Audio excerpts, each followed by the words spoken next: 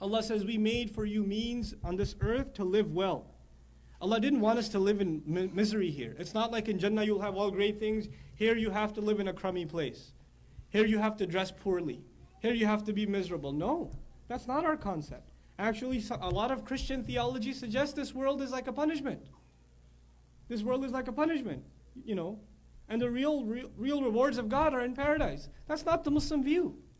We're told to appreciate this world. How many times Allah takes pride, asks us to look at the sky and how beautiful it is? How many times Allah asks us to look at the mountain, the camel, the tree, and all these things? How come? Because we're supposed to appreciate these things all around us. These are beautiful things around us. So the world in the Muslim's point of view is beautiful. Allah Himself says, I made it beautiful for you. So if Allah made it beautiful and luxurious and nice, then how can we turn around and not appreciate it? Allah is teaching us a very powerful lesson here. You know, part of being a Muslim, an essential part of being a Muslim is to be grateful.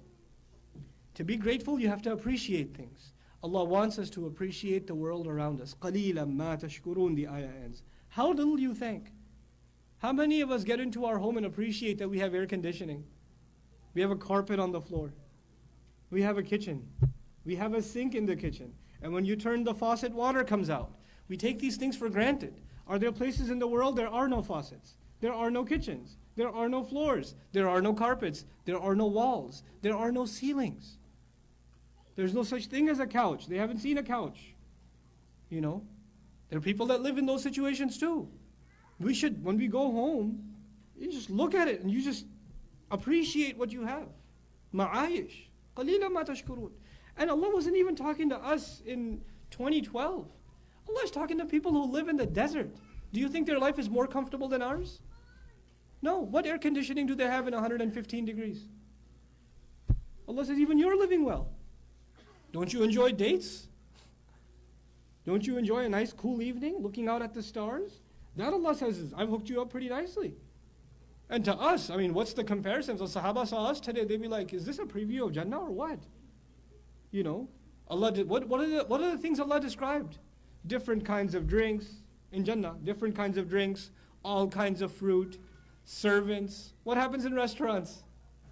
Different kinds of drinks, all kinds of fruit, all kinds of flavors of ice cream, artificial waterfall fountain in the restaurants, right? Everything that was promised. All at this restaurant in like Edison. You know, subhanallah. We're given so much we don't appreciate. قَلِيلًا مَا تَشْكُرُونَ. But this is still not the thesis, the point of the surah. We're building up to it. He says, subhanahu wa ta'ala, وَلَقَدْ خَلَقْنَاكُمْ ثُمَّ صَوَّرْنَاكُمْ. Okay, so your life around you is beautiful. Then we created you. We created you. When Allah says we created you, it doesn't just mean, oh, we created, move on. It means my creation is something special.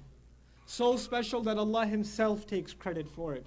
That means when a Muslim believes that Allah created me, then a Muslim does not have low self-esteem. A Muslim does not have low self-worth. I'm worthless. I'm nothing. I'm ugly. I'm too fat. I'm too short. I'm not smart like my brother is.